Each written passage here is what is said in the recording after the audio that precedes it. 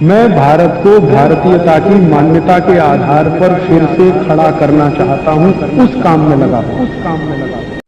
तो दांत कैसे साफ करें? दातुन से। दातुन है ना, पिपरिया में तो बहुत है। मैं अभी रास्ते में आया, इतने नीम के पेड़ हैं कि दातुन ही दातुन है यहाँ तो।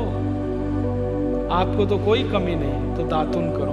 दातुन ना मिले तो दंत मंजन करो। दंत मंजन भी फोकट वाला करो, खर्चा नहीं करना।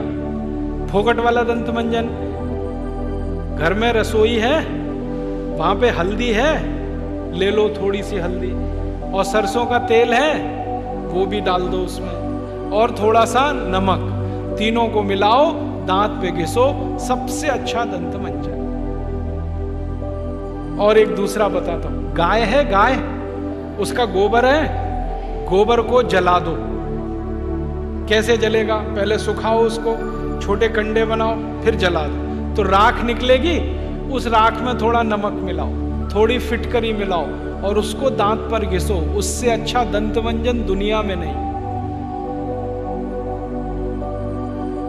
और एक तरीका बताता हूं, नींबू है ना, नींबू हम सब्जी में निचोड़ते हैं। अब छिलका बच गया, इसको फेंकना नहीं, छिलके को उलट दो, अंदर का हिस्सा बाहर निकाल दो, उस पे नमक रगड़ के ऐसे ऐसे दांतों पे घिसो, दांत एकदम साफ।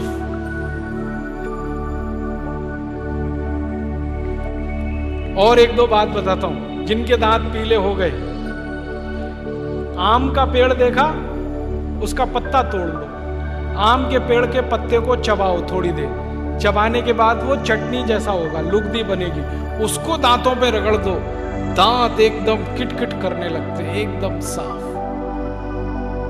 ये सब फोकट का इलाज है कि नहीं? अब एक जानकारी और देता हूं आपको, ये जो टूथपेस्ट होते हैं ना, कॉलगेट, क्लोजअप, पेप्सोडेंट, सिबाका, ये ज्यादातर टूथपेस्ट बनते हैं मरे हुए जानवरों की हड्डियों से।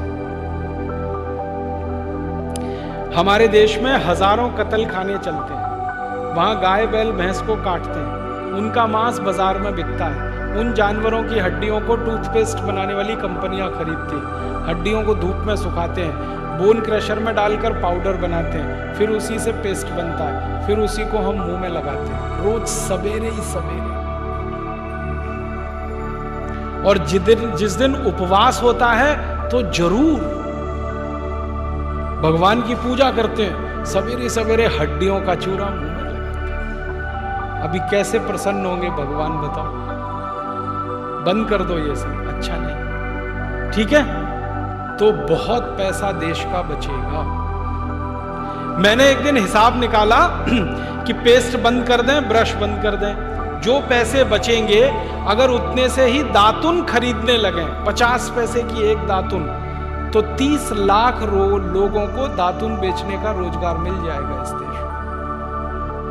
आप कभी बंबई जाना, बंबई के सब रेलवे स्टेशन में दातुन बिकता है, 1 रुपए का 2 रुपए का 3। ये बंबई में हो सकता है तो पिपरिया में भी हो सकता है। अब बस करना ये पड़ेगा कि दातुन करनी है तो नीम का पेड़ लगाओ, बबूल का पेड़ लगाओ, दातुन तभी मिलेगी ना। तो पेड़ भी लगाओ, हर साल कम से कम एक।